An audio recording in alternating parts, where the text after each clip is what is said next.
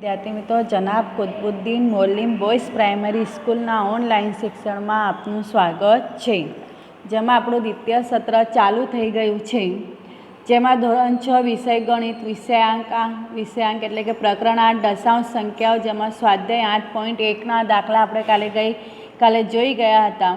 આજે એ સ્વાધ્યાયની અંદર આપણે આગળ વધવાના છે, જેની અંદર આપણે જોવાના છે પ્રશ્ન 5થી કે નીચેની દશાંશ સંખ્યાઓને અપૂર્ણાંક સ્વરૂપમાં લખી સરળ સ્વરૂપમાં ફેરવો.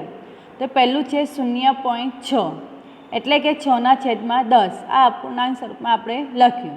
પછી એને સરળ સ્વરૂપમાં ફેરવવા માટે તંસ અને છેદમાં જે સંખ્યા તેને શું કરવો પડે? ગુસા કાઢવો પડે. એટલે 6 અને 10નો ગુસા કેટલો આવશે? 2. એટલે અંશ અને છેદને 2 વડે ભાગવા પડે. એટલે 6/2/10/2 એટલે 3/5. અથવા આ જે દેખાય છે 6/10 તેના આપણે અવયવ પણ પાડી શકીએ. એટલે કે 3/2/5/2. અંશ અને છેદમાં તમે જો જે સામાન્ય હોય તે આપણે દૂર કરવા પડે. એટલે 2 અને 2 એટલે 2 ઉડી ગયા એટલે જવાબ આવશે 3/5. આવી રીતે પણ તમે કરી શકો છો. ચલો બી 2.5 બરાબર દશાંશ ચિહ્ન કાઢી નાખે એટલે 25/10. એટલે 25 અને 10નો ગુસા કેટલો આવશે? 5. એટલે અંશ અને છેદ એટલે 25 અને 10 ને બંનેને 5 વડે ભાગવા પડે. એટલે 25/5 છેદમાં 10/5 એટલે 5/2. સી 1.0 તે 1 એ સરળ સ્વરૂપમાં છે. ચાલો આગળ પ્રશ્ન 6. દશાંશનો ઉપયોગ કરીને નીચેનાને દરેકને સેન્ટીમીટરમાં દર્શાવો. શું કરવાનું છે? આપણે સેન્ટીમીટરમાં દર્શાવવાનું છે. તો તમે આપણી પહેલી રકમ જોઈએ કે 2 મિલીમીટર માટે 2 મિલીમીટર બરાબર 2 × 1/10. હવે આ જે છે દશાંશનો ઉપયોગ કરી નીચેના દરેકને સેન્ટીમીટરમાં દર્શાવો તેના માટે આ છે કે 10 મિલીમીટર બરાબર 1 સેન્ટીમીટર. આ 1 મિલીમીટર બરાબર 1/10 સેન્ટીમીટર. એટલે જે મિલીમીટર આપેલું હોય તેના આપણે 1/10 વડે ગુણાકાર કરવો પડશે. એટલે કે પહેલું છે 2 મિલીમીટર બરાબર 2 × 1/10 સેન્ટીમીટર. એટલે અંશનો અંશ સાથે એટલે 2 × 1 એટલે 2 × 2 અને છેદમાં 10. એટલે એને દશાંશ સ્વરૂપમાં આપણે લખીએ તો 0.2 સેન્ટીમીટર. નીચેનાને દશાંશનો ઉપયોગ કરીને આપણે સેન્ટીમીટરમાં આવી રીતે દર્શાવી શકીએ. બી 30 મિલીમીટર. તો 30 મિલીમીટર બરાબર 30 × 1/10. બરાબર આપણે સેન્ટીમીટરમાં ફેરવવાનું છે, મિલીમીટર આપેલું છે એટલે 1/10. એટલે 30 × 1/10 એટલે 30 × 30/10. અહીંયા પણ તમે જુઓ કે 30 અને 10 તો અહીંયા જે છે તે 0 ઉડી જશે એટલે આવશે 3 સેન્ટીમીટર. એટલે 30 મિલીમીટર બરાબર 3 સેન્ટીમીટર. C 116 millimetre. તો 116 મિલીમીટર બરાબર 116 × 1/10 સેન્ટીમીટર. એટલે 116 × 1/10 એટલે 116 × 116/10 સેન્ટીમીટર. એટલે દશાંશ સ્વરૂપમાં આપણે એને દર્શાવ્યું તો 11.6 સેન્ટીમીટર. એટલે કે દશાંશનો ઉપયોગ કરીને આપણે સેન્ટીમીટરમાં દર્શાવ્યું કે 11.6 સેન્ટીમીટર. ચાલો એમાં જ ડી 4 સેન્ટીમીટર અને 2 મિલીમીટર. તો 4 સેન્ટીમીટર 2 મિલીમીટર 4 સેમી વત્તા 2 × 1/10 સેન્ટીમીટર બરાબર 4 સેન્ટીમીટર વત્તા 2 × 2 અને છેદમાં 10 એટલે 2/10 સેન્ટીમીટર. હવે બંનેના આપણે આને દશાંશ સ્વરૂપમાં આપણે 0.2 લખીએ. એટલે 4 વત્તા 0.2 સેન્ટીમીટર બંનેનો સરવાળો કરીએ તો 4.2 સેન્ટીમીટર. ચાલો પ્રશ્ન 7. સંખ્યા રેખા પર કઈ બે પૂર્ણ સંખ્યાઓ વચ્ચે નીચેની સંખ્યાનો સમાવેશ થશે? કઈ પૂર્ણ સંખ્યા આપેલા દશાંશ સંખ્યાની નજીક છે? તમે જો આ સંખ્યા રેખા આપેલી છે, દેખાય છે ને? 0 1 2 3 4 5 6 7 8 9 10 11 અને 12. તો તેમાં પહેલી રકમ છે 0.8. 0.8 એટલે એ 0 અને 1ની વચ્ચે આવે છે.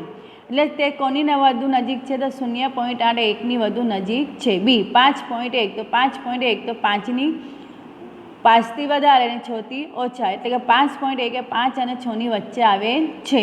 એટલે કોની વધુ નજીક છે? તો 5ની વધુ નજીક છે. કોની વધુ નજીક છે? 5ની વધુ નજીક છે, કારણ કે 5.1 છે એટલા માટે.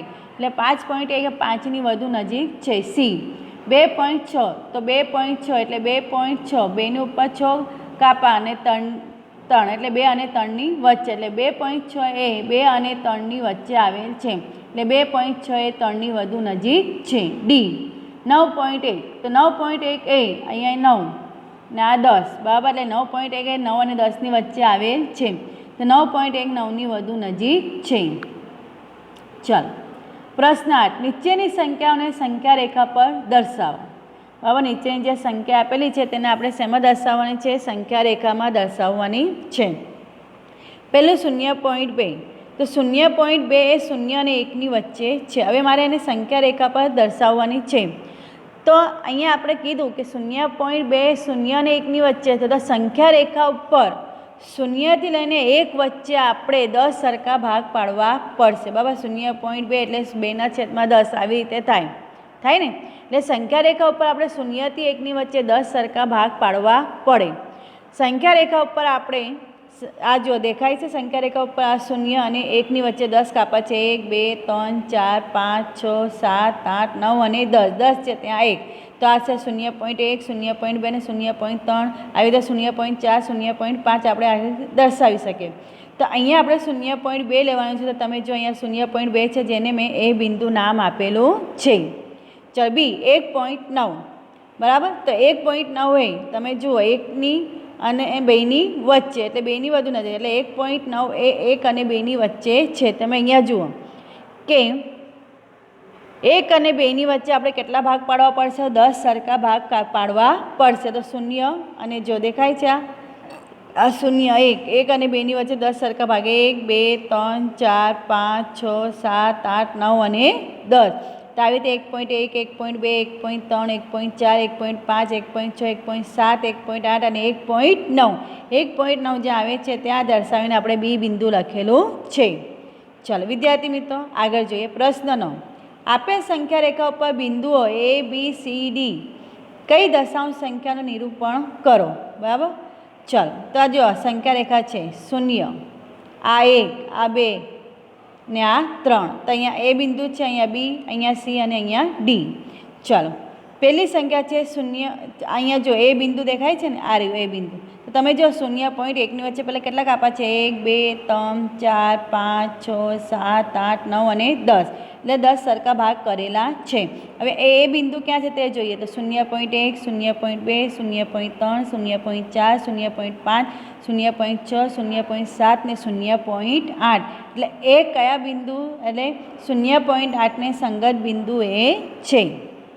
ચાલો હવે બિંદુ બી, તો તમે જો 1 અને 2ની વચ્ચે દેખાય છે ને, તો આ 1.1 આ 1.2 ને આ 1.3, એટલે 1.3ને સંગત બિંદુ બી છે.